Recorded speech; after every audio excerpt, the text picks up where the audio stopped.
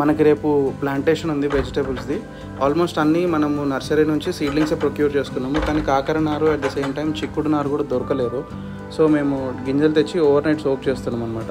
ఇట్లా over night ఎందుకు soak చేస్తున్నామంటే first and foremost important thing ఏంటంటే అన్ని సీడ్స్కి న్యాచురల్ కెమికల్స్ ఉంటాయి. లైక్ యాబ్సిసిక్ యాసిడ్ అని చెప్పేసి ఒక కెమికల్ ఉంటుంది. అది మనకి జర్మినేషన్ని ఇన్హిబిట్ చేస్తుంది అనమాట.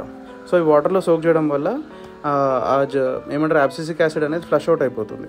సెకండ్ పాయింట్ వచ్చేసి జర్మినేషన్ అనేది ఫాస్ట్ అవుతుంది. ఎందుకంటే సోక్ చేయడం వల్ల మనకి అవుటర్ షెల్ ఏదైతే ఉంటుందో ఈ గట్టి గింజలు, ఎగ్జాంపుల్కి పుచ్చ కానీ కాకర కానీ బీర కానీ సొర కానీ పెద్దగా ఉంటాయి కదా, వీటికి అవుటర్ షెల్ కొంచెం గట్టిగా ఉంటుంది.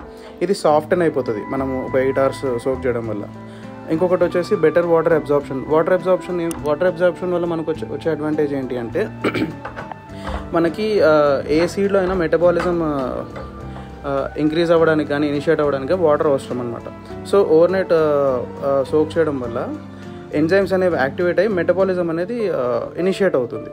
అండ్ ఇంకొకటి అన్నిటికన్నా మోస్ట్ ఇంపార్టెంట్ థింగ్ వచ్చేసి ఎగ్జాంపుల్కి మనము రాగా ఇట్లనే డైరెక్ట్గా సోక్ చేసినాం అనుకోండి, ఒక 60% 70% డిపెండింగ్ అపాన్ సీడ్ క్వాలిటీ, లేకపోతే 50% మనకి జర్మినేషన్ రేట్ ఉంటుంది. అదే ఓవర్ నైట్ సోక్ చేయడం వల్ల ఎలాగో యాబ్సిసిక్ acid and at the same time seed soften అవ్వడము, మెటబాలిజం ముందే ఇనిషియేట్ అయిపోవడం వల్ల జర్మినేషన్ రేట్ పెరుగుతుంది.